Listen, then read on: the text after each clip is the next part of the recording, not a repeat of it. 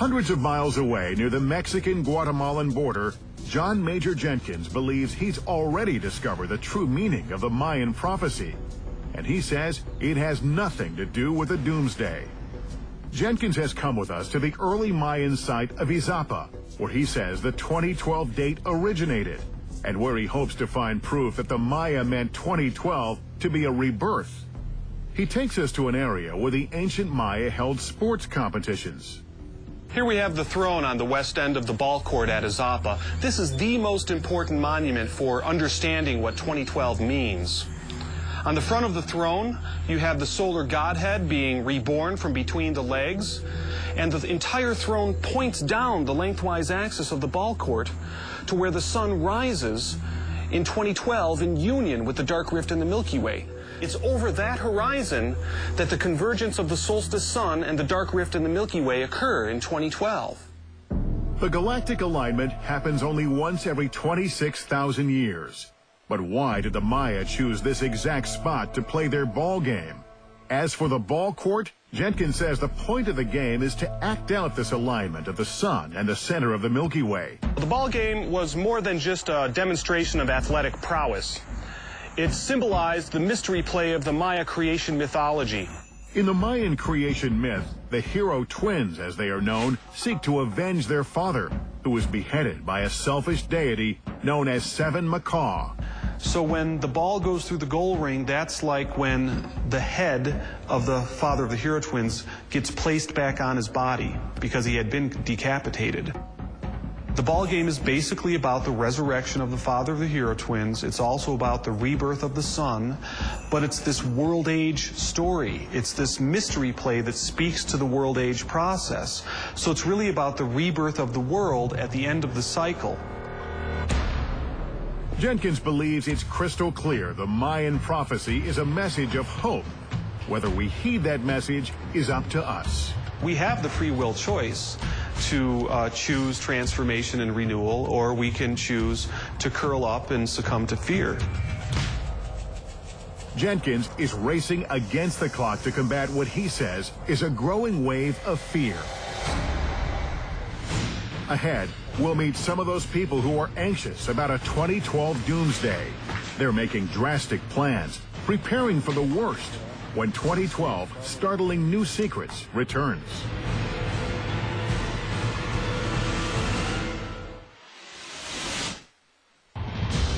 With December 21st, 2012 fast approaching, the race is on to decode the mystery of what, if anything, will happen on that date.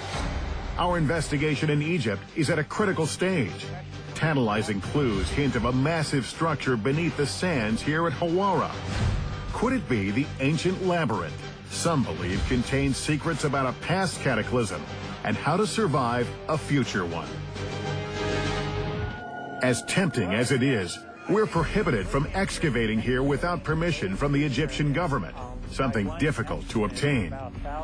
However, we are permitted to survey the site using ground-penetrating radar. It's a non-invasive technique which shows what lies underground if the conditions are right. Dr. Abbas Mohammed Abbas downloads the data he and his team gathered today and begins to analyze it. We'll start the filtering now, processing, applying 2D filter, background removal. This line is reflecting a very normal condition for the ground, no anomalies. Nothing there.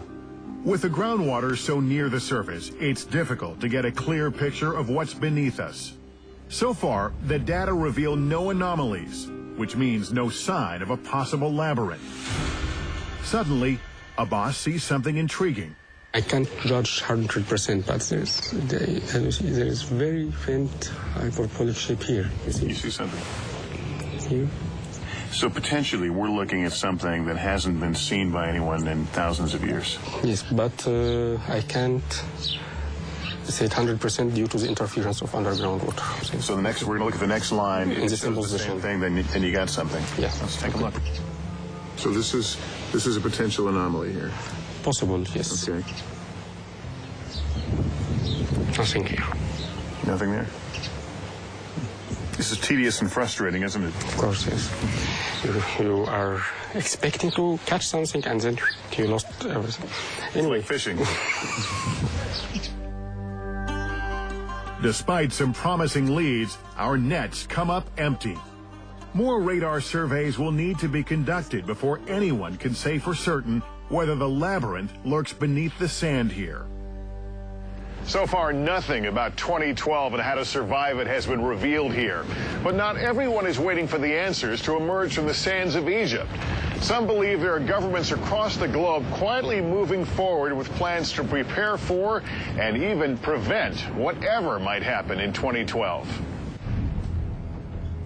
Richard C. Hoagland is chief among those who believe that world governments figured out some time ago that cataclysms happen in cycles, and that the Earth could be in grave danger around the year 2012.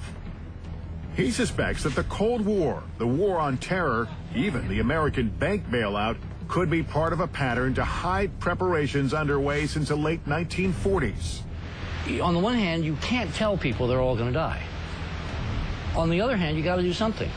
So yes, in a nutshell, if you had an incredibly impossible problem to solve, you would have to come up with an incredibly impossible solution that would mislead, misdirect, motivate, and keep secret the results, all of which would be focused on either saving everyone or, barring that, saving a select few.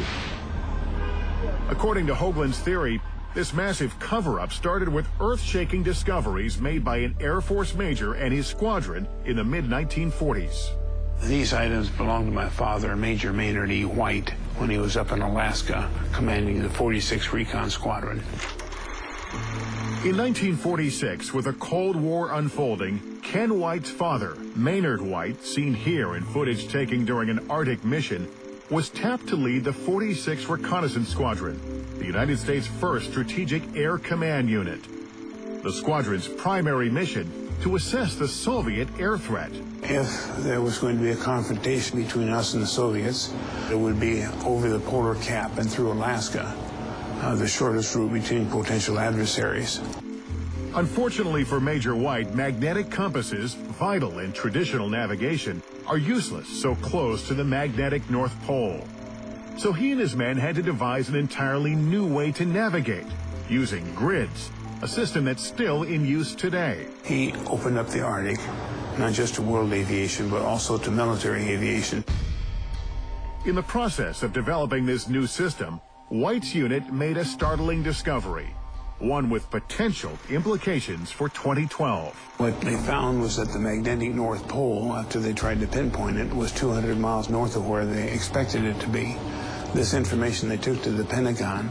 Unlike the geographic North Pole, which is a fixed point determined by the Earth's rotational axis, the magnetic North Pole results from the swirling motion of Earth's molten inner core and is prone to wander. Follow-up research found that since the 1800s, the magnetic North Pole has shifted hundreds of miles closer to the geographic North Pole. Ken White says that in monthly meetings held at the Pentagon, government scientists worried what would happen when the two poles coincided. According to White, they contracted Dr. Paul Seipel to carry out Earth model studies to answer this question. Here's my father, and here's Paul Seipel. He was the one who headed up the Pentagon studies and the RAND Corporation studies on the flip of the Earth. Seipel's findings showed that as the two poles sought to align, the magnetic pole would shoot around the geographic pole and land at the equator. When the flip occurs, the electromagnetic field and the magnetized crust shift with it, causing the Earth's crust to shift.